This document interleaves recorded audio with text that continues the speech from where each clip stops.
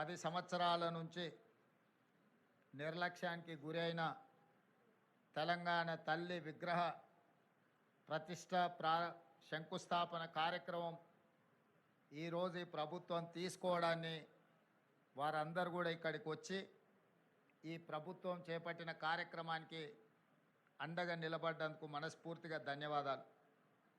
వాస్తవంగా ఈ కార్యక్రమాన్ని పెద్ద ఎత్తున చేపట్టాలన్న ఆలోచన ప్రభుత్వం చేసినప్పుడు వేద పండితులను సంప్రదిస్తే ఈరోజు తర్వాత మళ్ళీ దసరా వరకు మంచి రోజులు లేవు, ఈ కార్యక్రమాన్ని ఈరోజు చేపట్టవలసిందిగా వేద పండితులు నిన్న సూచన చేయడం జరిగింది. అందుకే చాలామంది మంత్రివర్యులు ముందస్తుగా నిర్ణయించిన కార్యక్రమాలలో ముఖ్యంగా ఉప ముఖ్యమంత్రి గారు కేరళ పర్యటనలో ఉన్నారు. మిగతా మంత్రివర్యులు కూడా ఇతర కార్యక్రమాలలో ముందే వాళ్ళ కార్యక్రమాలు నిర్ధారించడం వల్ల పెద్ద ఎత్తున ఈ కార్యక్రమాన్ని ప్రభుత్వం ఏర్పాటు చేయలేకపోయింది. ఏది ఏమైనా సంకల్పం పట్టుదల ఉంటే ఏది అసాధ్యం కాదు అని తెలంగాణ ఉద్యమకారులు తెలంగాణ ఉద్యమాన్ని తెలంగాణ రాష్ట్ర సాధనను నిరూపించారు. వెంకటరెడ్డి గారు చెప్పినట్టు 60 సంవత్సరాల యొక్క ఆకాంక్షను శ్రీమతి సోనియా గాంధీ గారు ఇచ్చిన మాట నిలబెట్టుకోవడానికి వారి మాటే శిలాశాసనం. ఒక్క మాట చెప్పిండ్రంటే అది చరిత్రలో సువర్ణ అక్షరాలతో లిఖించదగిన విధానమని 2004 కరీంనగర్లో వారిచ్చిన మాట ప్రకారం 2014 తెలంగాణ రాష్ట్ర ఏర్పాటు కల సాకారమైంది.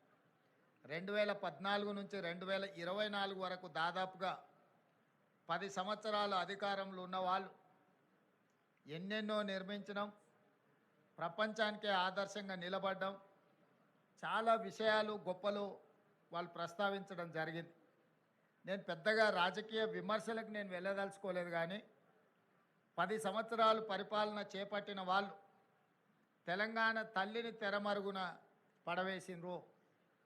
ఎందుకంటే తెలంగాణ తల్లి కంటే కూడా వారే ప్రాధాన్యత, వారే తెలంగాణకు సర్వం, నేనే తెలంగాణ, తెలంగాణనే నేను అనే విధంగా గత పాలకులు వ్యవహరించిండ్రు.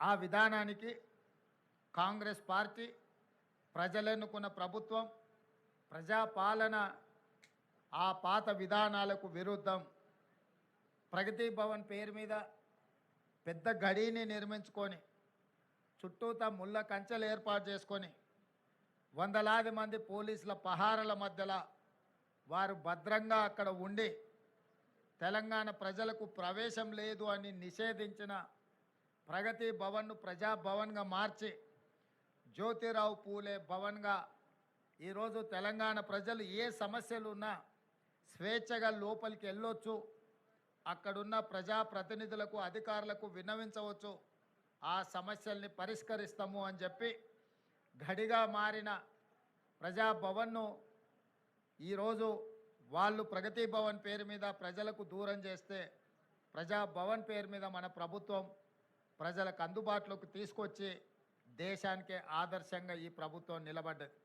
అదేవిధంగా సచివాలయం తెలంగాణ పరిపాలనకు గుండెకాయ.